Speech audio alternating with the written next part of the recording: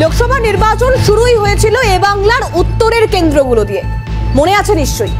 নির্বাচনের আগে সেই উত্তরের একাংশ থেকেই বয়ে গিয়েছিল কয়েক সেকেন্ডের টর্নেডো, যার জন্য ভিটে মাটি ছাড়া হতে হয়েছিল একাধিক মানুষকে। সেই ছবিটাও আপনাদেরকে দেখাবো, অর্থাৎ এই সেই টর্নেডো বা সেই সময়কার সেই পরিস্থিতি, যাতে রীতিমতো দুর্বিষহ পরিস্থিতি হয়েছিল উত্তরের একাধিক এলাকার মানুষজনদের।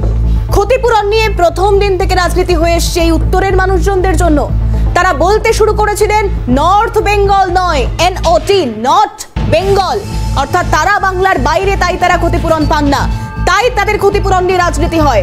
কারণ তখন সবার আগে দাঁড় করানো হয়েছিল নির্বাচনী আদর্শ আচরণবিধিকে।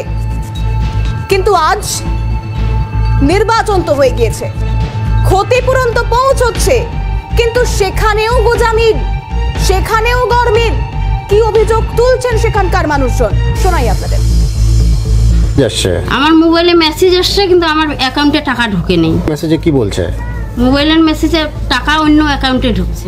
এটা কি করে বুঝলেন? আমরা বিডিও অফিস যায় চেক ইন করে আসছি যে টাকাটা কোন অ্যাকাউন্টে গেল। ওইখান থেকে বললো যে অন্য অ্যাকাউন্টে টাকাটা তোমাদের ঢুকে গেছে। এখন অন্য অ্যাকাউন্টে কি করে গেল আমি তো ওইটা বলতে পারবো না। নাম অ্যাকাউন্ট সবই দিছি, কিন্তু অন্য অ্যাকাউন্টে কেমন করে গেল ওইটা আমি বলতে পারবো না। কি করে বলবো? এখন ওই টাকা কি ফেরত পাবেন? আমি এখন কি করে ফেরত পাবো? টাকাটা দেবে? আমি আশা করি যে আমার ক্ষতিপূরণ আমি এইটুকুই চাই।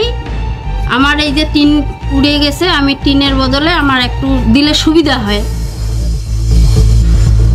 বুঝলেন, গরমিল গোজামিল ঠিক কোথায় কোথায় রন্ধ্রে রন্ধ্রে ঢুকে রয়েছে। ক্ষতিপূরণ কেউ পাচ্ছেন, কেউ পাচ্ছেন না। আবার কারোর ফোনে মেসেজ আসছে টাকা ঢুকে গেছে, কিন্তু সেটা চলে যাচ্ছে অন্য কোনো অ্যাকাউন্টে। হাত পা গজিয়েছিল বোধ হয়।